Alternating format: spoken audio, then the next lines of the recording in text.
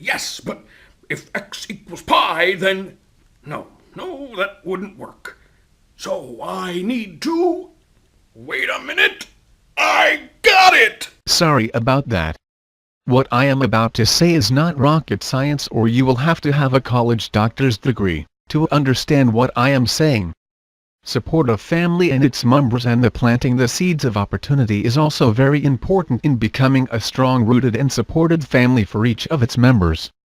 Our sons and daughters are watching every move and what we say, as adults, as they move to become every inch and step of the way of becoming like us. This very process starts at birth into each of us becoming into adulthood. A girl do not just become a woman of class just because she becomes the legal age, or a boy also do not just wake up at the age 18 and become a man. These events in a person's life is a choice that each of them has made and live by. It is very important that our parents pay attention to what the governmental public school systems are teaching or not teaching out students. It has been found that it no longer teach critically thinking. Back in the 80th, a state law came into effect which allow each school within Chicago to have its own governmental body called the local school council, which would have the powers to hire and fire the school's administrator and principal. Each of Chicago's public schools' local school councils must start creating lasting change in society, requirement for leaders driven by a spirit of innovation, curiosity to explore what is possible, and urgent willingness to be bold where others are cautious. For this is how our planted seeds become successful and how opportunity takes root. Each of our public schools' local school councils mission should build better schools, protect our environment, and improve quality of life in our home region through culture, recreation, and the arts. The local school councils members are people and organizations who should, through creativity, imagination, and urgency, are advancing opportunity for their students, parents, and communities at home and around the world. Our public schools' role and that of its local school council in education is not to serve the system. It is to serve the children. The public schools were founded on the principles of democracy, for the sole purpose of providing a high-quality education to all children and nurturing good citizens and future leaders. It is very important for our youths to understand the nature of creating effective and efficient relationships, which starts on the very first day of attending in school for the very first time. Relationships of all kinds are often perceived as very delicate things that require extra effort to maintain. However, a relationship can also be something that can provide security, and can also be long-lasting despite many trials. Building an effective and lasting relationships is a necessity for several reasons. For example, in a group or organization, the well-being of the people depends on how efficient and effective that group or organization works. The group or organization is also dependent on how the members work well with the management. An ineffective group or organization can really be very frustrating. An effective group or organization can also ask so much on their members, that sometimes the members would be having no life outside the walls of the area where they work, or sacrifice the other aspects of their life just to meet deadlines. For an organization or group with this kind of scenario, relationships can be stressed or suffered from breakdown. People or other entities who depend on these groups or organization also suffer. Society is defined as a web of relationships, which requires all parties to work and contribute their share in order to achieve a common goal. Having a relationship that is good, where cooperation and respect are manifested, can make society work better. In this way, each member works for the good of the whole and towards achieving a common goal. This can only be attained with effective and efficient relationships. Understanding the other party's feeling and position creates an effective and efficient relationship. The easiest method to understand what is important to another party is to ask them what they want and listen to what they have to say. When the other party realizes this, they would feel the importance given to them. Effective and efficient relationships require parties to openly express their feelings and positions on all matters pertinent on the relationship. Assuming that the other party understands our needs, and give us when we need it without asking for it, is not a good practice. Respect is the key to relationship. In order to create a more effective relationship, parties should treat each other with respect.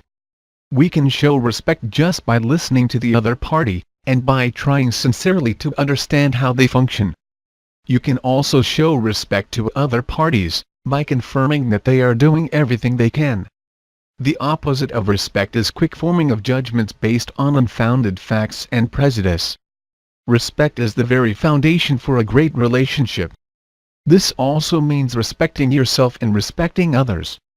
Another key area in forming an effective relationship is to tackle differences of the other party directly. Differences between parties or people are quite interesting. For example, in a conversation where each party listens to the other party, you may observe that each is having two different perspectives.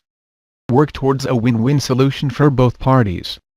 This can be done when at least one party acknowledges that the relationship is important. That party would then exert more time, effort and energy to understand the other party's needs and deal with it, to get it out of the way. Should they fail, it is comforting for that party to know that they tried. Effectively listening and no prejudging. This is important if parties are to understand each other. Informal discussions are conducive for parties. They bring out issues and concerns comfortably. They also feel more relaxed, making them think more clearly. Developing an atmosphere where the other party can express their feelings when they need to. When parties fail to express whatever is on their mind or their feelings, it can get in the way of building an effective relationship. Parties should be aware that certain things exist naturally, but should be controlled in any dealings in any relationship. Human nature is one. Some of these things found in a relationship also included a history of stereotyping or mistrust, blaming the other person or party for a strained relationship, excluding the other party's feelings, when focusing on a task, no clear and defined objectives, roles and expectations of each party in a relationship is also unclear.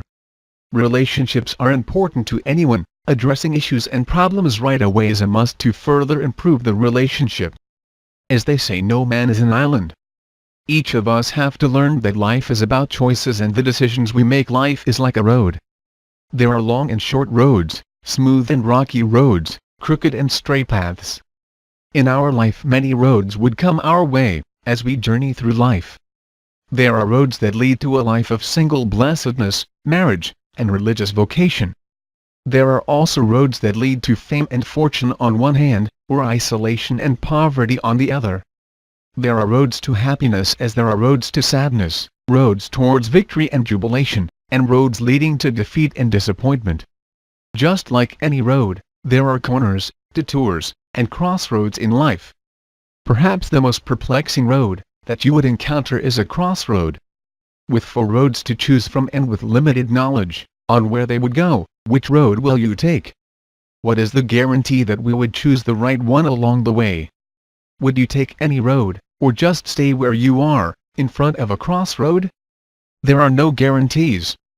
You do not really know where a road will lead you until you take it. There are no guarantees. This is one of the most important things you need to realize about life. Nobody said that choosing to do the right thing all the time would always lead you to happiness. Loving someone with all your heart does not guarantee that it would be returned. Gaining fame and fortune does not guarantee happiness. Accepting a good word from an influential superior to cut your trip short up the career ladder is not always bad, especially if you are highly qualified and competent. There are too many possible outcomes, which you really cannot control.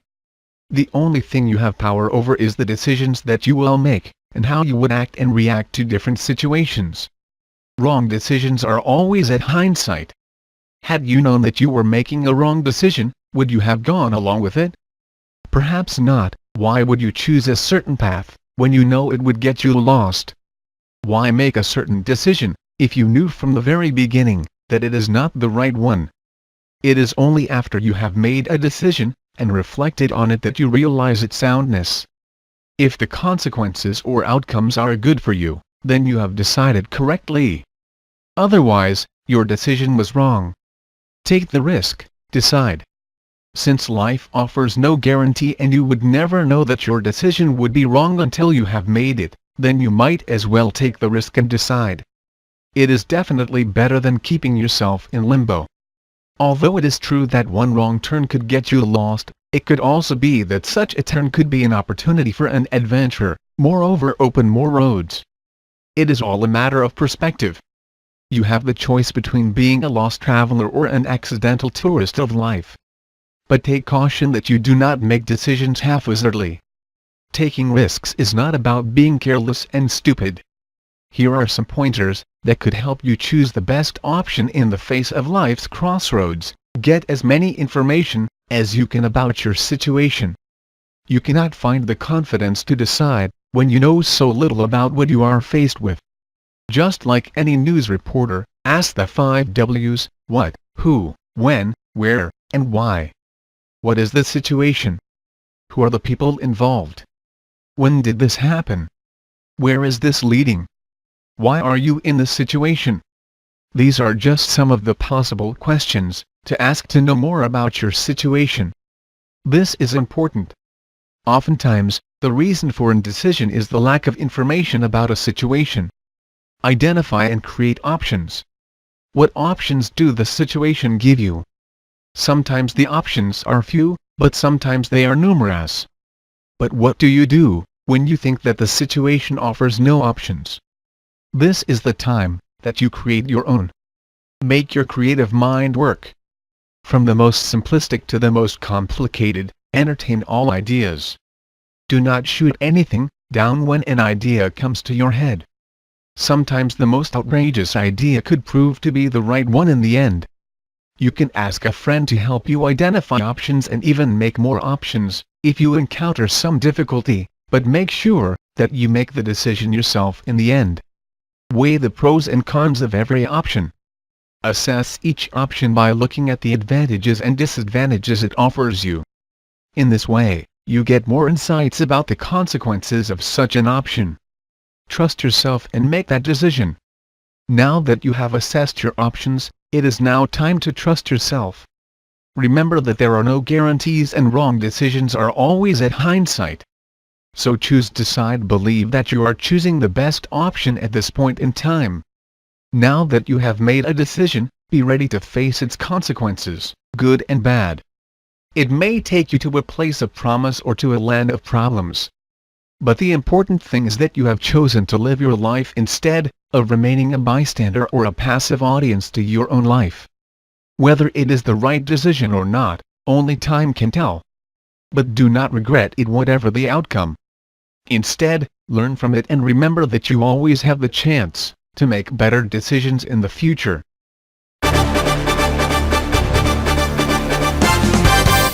This just in. The best way to keep up with the current news and insider information on this subject, including ways to save, is to follow us on social media. Please remember that our sons and daughters are still watching all of the moves we make from day to day. Right or wrong, they want to be just like we are and do the same things that each of us do. So here we go. Let's talk about power through the people. Have you come across a person who is so naturally friendly that when you put him inside a room of strangers, he'll be friends with almost everyone in no time? We call such a people person someone unbelievably nice and charismatic, that he can charm anyone into doing anything.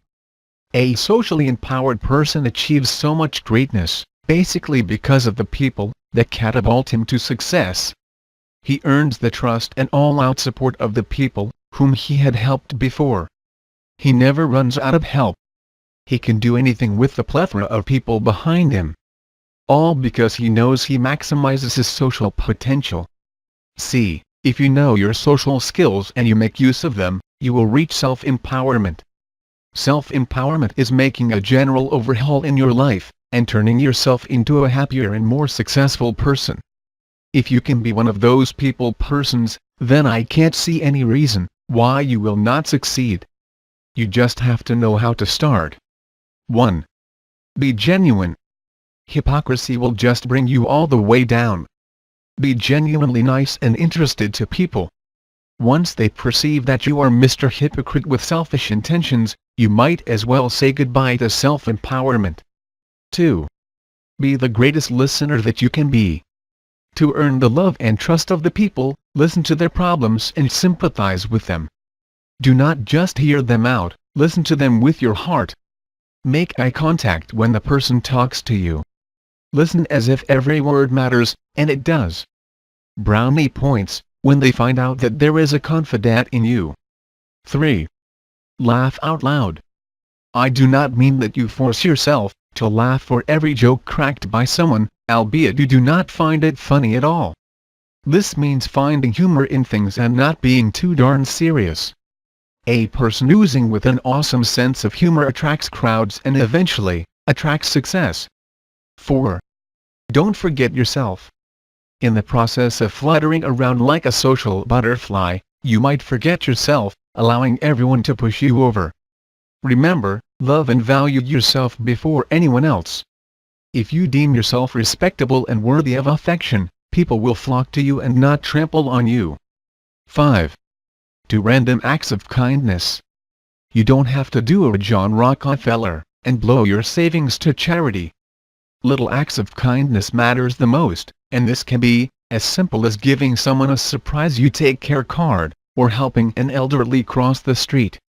When we were kindergarten students, kindness was taught to us and greatly practiced. Now is the time to revive the good deeds, and this time, let them stay for good. 6. Contact your old friends. Sad how some friendships are destined to goodbye, but thanks to technology, you can do something about it. Relive the good old days by flipping your yearbook, and look for the great people whom you want to communicate with again. Adding these old friends to your roster of support peers will surely make you feel good all over. 7.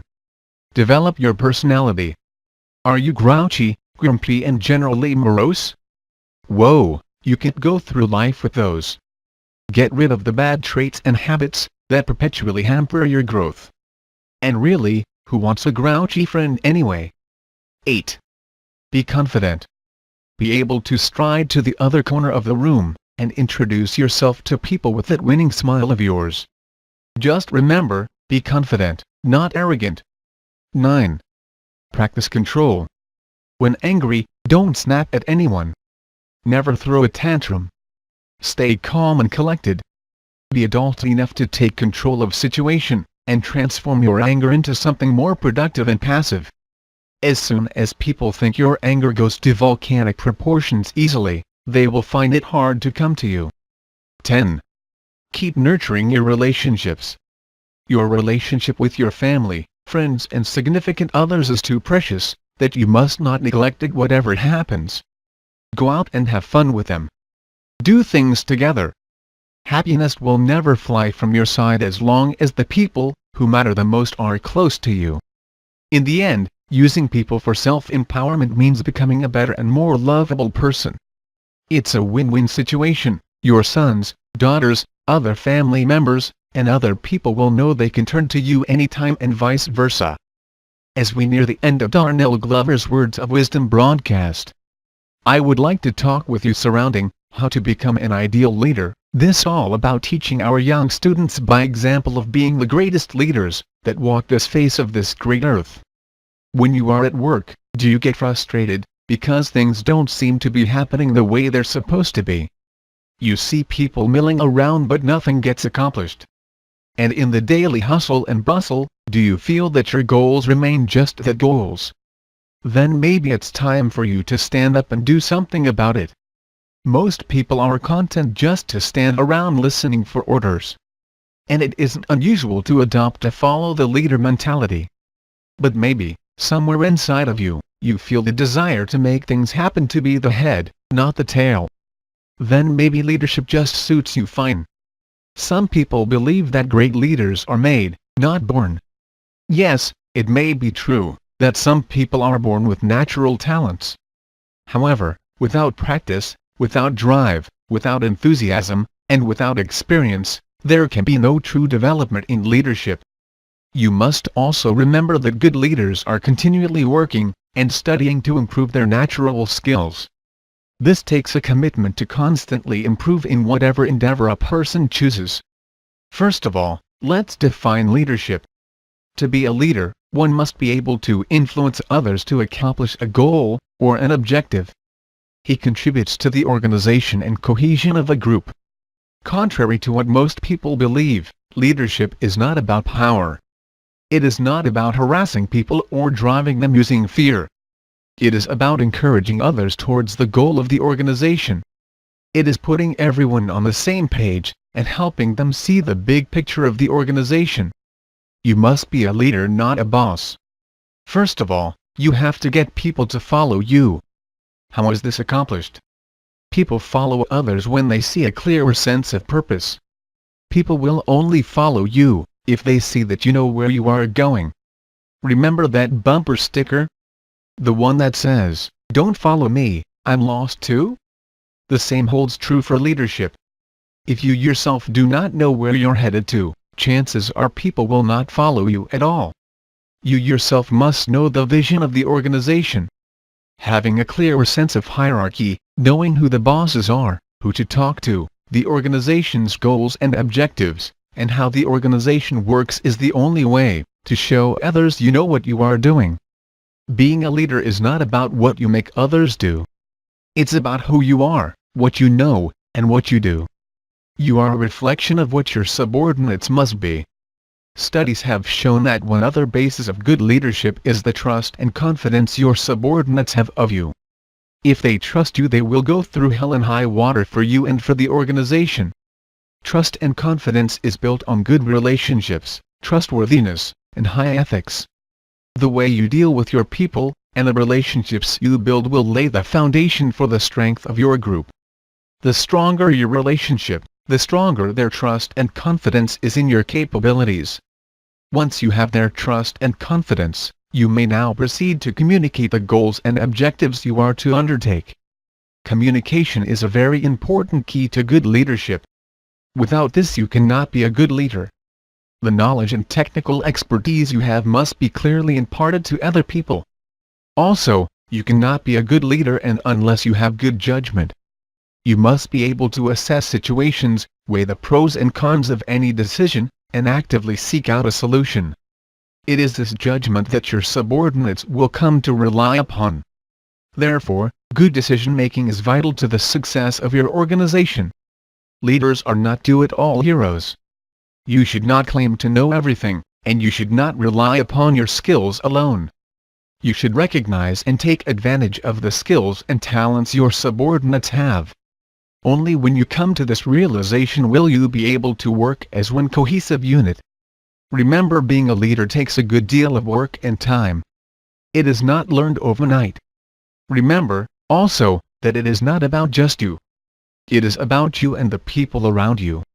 So, do you have the drive and the desire to serve required of leaders? Do you have the desire to work cooperatively with other people? Then start now. Take your stand and be a leader today. Success is more than economic gains, titles, and degrees. Planning for success is about mapping out all the aspects of your life. Similar to a map, you need to define the following details: origin, destination, vehicle, backpack, landmarks, and route. Origin, who you are. A map as a starting point. Your origin is who you are right now. Most people, when asked to introduce themselves, would say, "Hi, I'm Jean and I am a 17-year-old, senior high school student." It does not tell you about who Jean is, it only tells you her present preoccupation. To gain insights about yourself, you need to look closely at your beliefs, values, and principles aside from your economic, professional, cultural, and civil status. Moreover, you can also reflect on your experiences, to give you insights on your good and not so good traits, skills, knowledge, strengths, and weaknesses. Upon introspection, Jean realized that she was highly motivated, generous, service-oriented, but impatient. Her inclination was in the biological medical field. Furthermore, she believed that life must serve a purpose, and that wars were destructive to human dignity. Destination, a vision of who you want to be. Who do I want to be? This is your vision. Now it is important that you know yourself, so that you would have a clearer idea of who you want to be, and the things you want to change, whether they are attitudes, habits, or points of view. If you hardly know yourself, then your vision and targets for the future would also be unclear. Your destination should cover all the aspects of your being, the physical, emotional, intellectual, and spiritual. Continuing Jean's story, after she defined her beliefs, values, and principles in life, she decided that she wanted to have a life dedicated in serving her fellow man. Vehicle, your mission. A vehicle is the means by which you can reach your destination. It can be analogized to your mission or vocation in life. To a great extent, your mission would depend on what you know about yourself. Based on Jean's self-assessment, she decided that she was suited to become a doctor, and that she wanted to become one. Her chosen vocation was a medical doctor. Describing her vision mission fully, it was to live a life dedicated to serving her fellow man, as a doctor in conflict areas. Travel bag, your knowledge, skills, and attitude. Food, drinks, medicines, and other traveling necessities are contained in a bag. Applying this concept to your life map, you also bring with you certain knowledge, skills, and attitudes. These determine your competence, and help you in attaining your vision.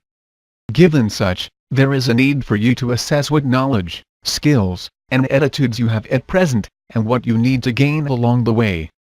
This twofold assessment will give you insights on your landmarks or measures of success. Jean realized that she needed to gain professional knowledge and skills on medicine so that she could become a doctor. She knew that she was a bit impatient with people, so she realized that this was something she wanted to change. Landmarks and route, SMART. Objectives. Landmarks confirm if you are on the right track, while the route determines the travel time. Thus, in planning out your life, you also need to have landmarks and a route. These landmarks are your measures of success. These measures must be specific, measurable, attainable, realistic, and time-bound. Thus you cannot set two major landmarks, such as earning a master's degree and a doctorate degree within a period of 3 years, since the minimum number of years to complete a master's degree is 2 years. Going back to Jean as an example, she identified the following landmarks in her life map: completing a bachelor's degree in biology by the age of 21, completing medicine by the age of 27, earning her specialization in infectious diseases by the age of 30, getting deployed in local public hospitals of their town by the age of 32, and serving as doctor in war-torn areas by the age of 35. Anticipate turns, detours, and potholes. The purpose of your life map is to minimize hasty and spur-of-the-moment decisions that can make you lose your way. But oftentimes our plans are modified along the way due to some inconveniences, delays, and other situations beyond our control. Like in any path, there are turns, detours, and potholes. Thus, we must anticipate them and adjust accordingly. Well, my friends, have a very great day.